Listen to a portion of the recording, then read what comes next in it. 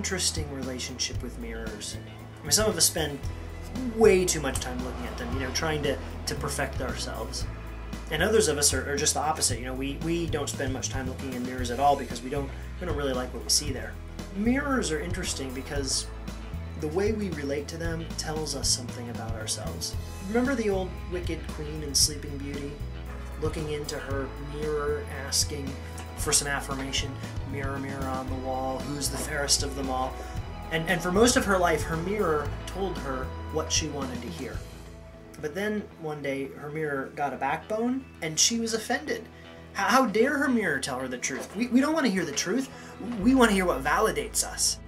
We look at the people around us as mirrors, and we look to them to validate us. We want people to tell us that we're great, that we're loving and compassionate and good and fun to be around. And we want this so badly that we really like people who do these things for us. We really like people who tell us what we want to hear.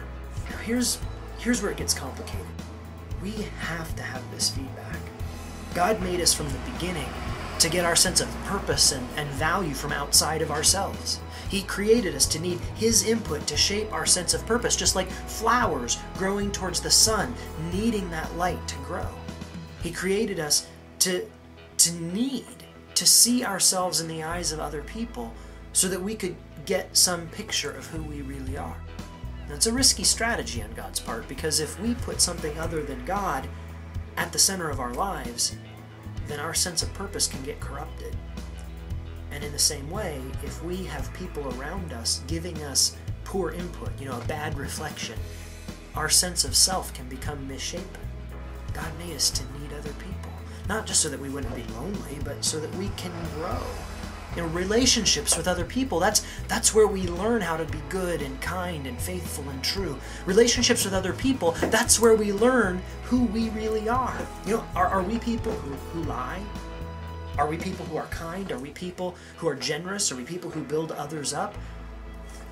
Don't ask your own good intention about that. Ask the people who know you best. They're the mirrors.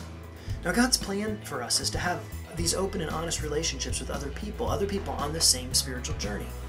Now, these relationships are the place where we experience this new life in Christ. We find out what it's like to bear each other's burdens. We get to practice encouraging each other. We learn the trickiest thing of all, learning how to speak truth into each other's lives in a gentle and loving way. See, this is God's intention for the church. This is what God designed the church to be, a network of these kind of authentic relationships. And having relationships like this is as necessary for your life as water is for a fish. Now at Bridge City, we call these kind of relationships Circle 2. These are the relationships you have with other followers of Jesus where you can find comfort and support, but at the same time be challenged to grow. These are the people who love you and accept you just the way you are, but they also want God's best for you. And most of us want that first part. We want the kind, accepting part. We're a little uncomfortable with the second part. We're not really that interested in giving people permission to speak God's truth into our lives. We're a little bit like that wicked old queen. We only want our mirrors to tell us good things. Now, the problem is that when the people around us only have permission to affirm us and encourage us, we never get a real picture of who we really are. That means that we miss out on opportunities for deep growth that God's bringing our way. That's a problem, at least for me. I'm not interested in spending the rest of my life floating around in an eddy of my own personal status quo. I want to grow. I want to become everything that God dreams I can be. I think you want that too. But are we willing to have the people who know us best tell us the truth? Do you have this? Do you have a close circle of friends that are committed to God's best for you? Do you have people that you know love you and accept you just the way you are, but are unwilling to let you live a mediocre life? If you don't have these people, it's time to start looking for them. Your spiritual health depends on it. Start investing in the lives of the people around you. Start caring about their best interests. It won't be long until you can start having conversations about what it really means to live in spiritual community together. But if you do have these people, the next question is harder still.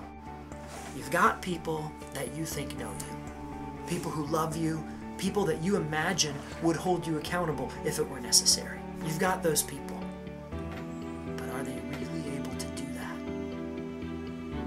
speaking truth into someone's life can be a really scary thing to do. It's so scary that oftentimes, most of the time, we just let stuff go because we're afraid of what might happen to the relationship. So, think about your Circle 2 relationships, those important spiritual friendships. Get those people's faces in your minds. Now ask yourself this. Have you given those people permission to speak God's truth into your life? Not just the intention that they might if it was needed. Have you explicitly told them that they can? Have you told them that you want them to tell you the truth, no matter what, and that you will listen respectfully and non-defensively when they do? If you haven't told them that, there's a good chance that they don't feel comfortable even going into that place with you. And that means there's a good chance that you are probably not getting an accurate mirror from them of who you really are. So, here's the one thing for this week. Identify one of those people, one of those friends that you think knows you well and loves you. Get with them. Take them to coffee, take them to breakfast, have a nice little chat about life, get all caught up, and then when the time is right, tell them that you want to ask them something and you need them to be completely honest. Then ask them this question. Am I open to hear you speak truth into my life? Don't react, don't respond, don't defend yourself. Just listen. Listen to what they have to say. Hear how they truly see you.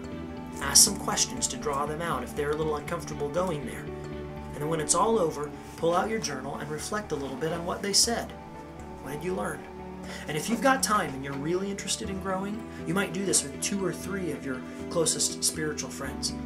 And if you're married, you might even try doing it with your spouse.